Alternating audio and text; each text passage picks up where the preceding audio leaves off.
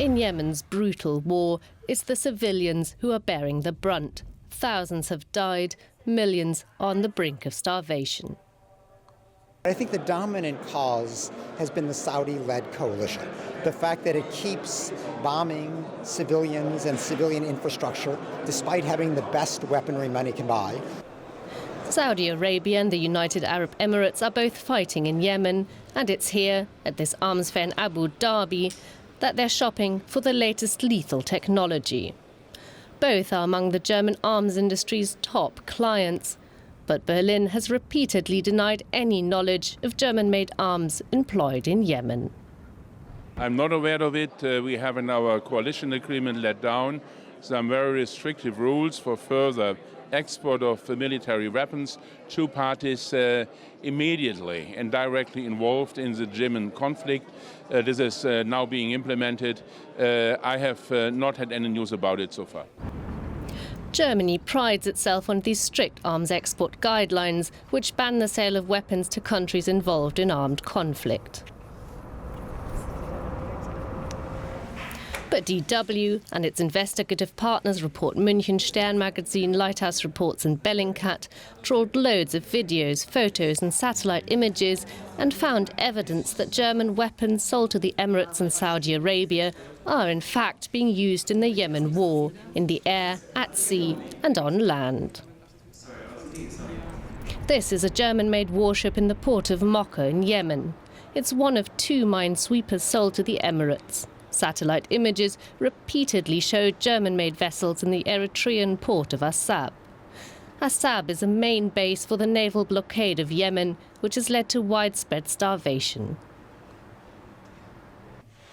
This is a convoy of foreign mercenaries in Yemen fighting for the Emirates. In the convoy, a German-built weapon station mounted on armoured vehicles. These fighters are dancing around the wreckage of a Saudi Arabian Tornado combat jet which crashed in Yemen. Tornadoes have many German components. It's weapons that exported to Saudi and Emirates that makes a big effect against Yemenis. Is that it is the tools of Saudi and Emirates to kill Yemenis. So I'm calling all the Western countries to stop selling weapons to Saudi and Emirates.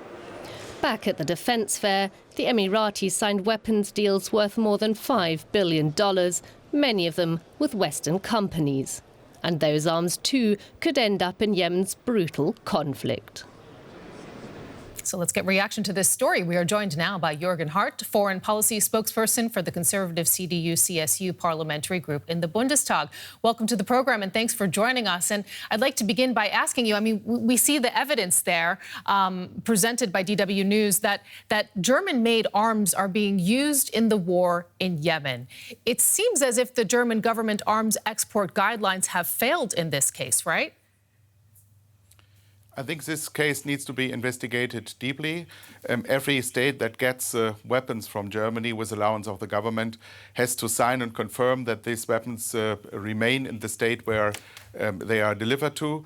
And if probably one state misses to fulfill this obligation, this might be consequences for future delivery of weapons. But concerning the situation in Yemen, I would remind us all that there is a legitimate Yemenitic government that is fighting against insurgents, terrorists sponsored by Iran, against the legitimate government of Yemen, and that there's a coalition of some states that is allowed and asked by the Yemeni government to help them to fight against these terrorists. And therefore, a total ban on all activity in that war might not be helpful to solve the solution. What we see is that, for example, Saudi Arabia is harming international law on war because so let's talk about Saudi Arabia. Extend their activities. Let's talk about Saudi Arabia because, I mean, we know, I want to ask you specifically, because Germany imposed an arms embargo on Saudi Arabia after the alleged murder of the journalist Jamal Khashoggi in the Saudi consulate in Istanbul. We understand it's due to expire in about a week. Does the government plan to renew the ban? From my point of view, we should think about that we continue to do that what we agreed on in the coalition in the beginning of last year. We decided not to deliver weapons to states that are active in the civil war in Yemen, but with some exclusions. We say that some patrol boats, smaller boats, lightly armed and weaponed, built in Germany, can be delivered again to Saudi Arabia because they are not able to play a role in that Yemen conflict. And from my point of view, we should think about to come back to that strict, but in this case, open regulatory that we agreed on in the coalition in March last year. Just a few days ago, you criticized the Grand Coalition partners, the Social Democrats, for what you called a restrictive stance on arms export policies. Do you stand by that, or are you rethinking it now that you've been confronted with this information? Yeah. We have the most strict export regime on weapons all over Europe, but we need good equipment for our Bundeswehr. We want to have the best equipment for the Bundeswehr, and we cannot deliver and produce and develop that by us own because the numbers of tools we need are too few.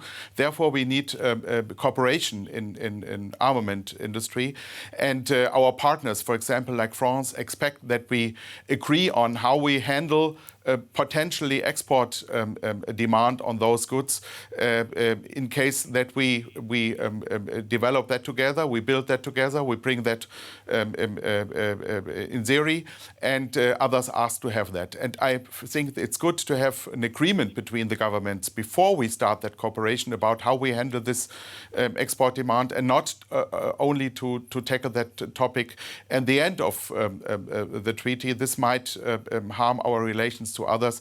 And from my point of view, we have to face the fact that maybe sometimes others, for example, like France, ask us to probably be more moderate in this field. I think concerning our moralistic standpoint, we can do more for peace in the world if we convince others to follow the most restrictive regulation in Germany than to do all by their own without Germany. Right. German-free equipment of the German Bundeswehr, I think it's not possible to have that. Jürgen Hardt, foreign policy spokesperson for the conservative CDU-CSU parliamentary group in the Bundestag. Thank you.